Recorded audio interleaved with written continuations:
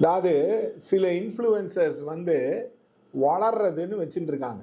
இன்னைக்கு நான் பேச போறது துஷ்யந்த் ஸ்ரீதர். பரிகாரம் ஒண்ணு கிடையவே கிடையாது ஜாதக சாஸ்திரத்துல. எங்க தாத்தா ஜாதகக்காரரா இருந்தார். ஃபர்ஸ்ட் துஷ்யந்த் ஸ்ரீதர் உடைய தாத்தா அவருக்கு ஹாரோஸ்கோப் சொல்லி கொடுத்துருக்கலாம். அவங்க தாத்தா ஹாரோஸ்கோப்பை பத்தி பேசியிருக்கலாம். அதுக்குன்னு அவர் என்ன பராசுர மகரிஷியா? அவர் என்ன புக்கு எழுதியிருக்காரு? அதனால ஃபர்ஸ்ட் துஷ்யந்த் ஸ்ரீதர் அஸ்ட்ராலஜி புக்ஸை டீப் டைவ் பண்ணும்.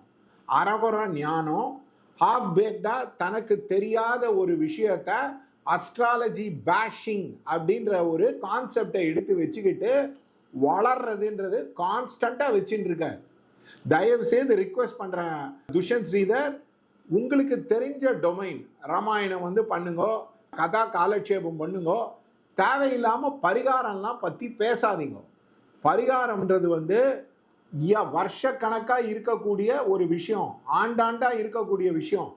அதாவது பக்தி வேற, பரிகாரம் வேற. இப்போ ஒருத்தர் பக்தியா இருக்காருன்றதுனால அவர் பரிகாரம் பண்ணக்கூடாதுன்னு அவசியம் இல்லை. பரிகாரம் பண்றதுனால அவர் ஒரு பக்தியா இருக்க கூடாதுன்றது அவசியமே கிடையாது. அதனால தயவு செய்து எது உங்க எக்ஸ்பர்டீஸ் இல்லையோ அதை பேசாதீங்க. So don't go beyond your domain and think you know everything.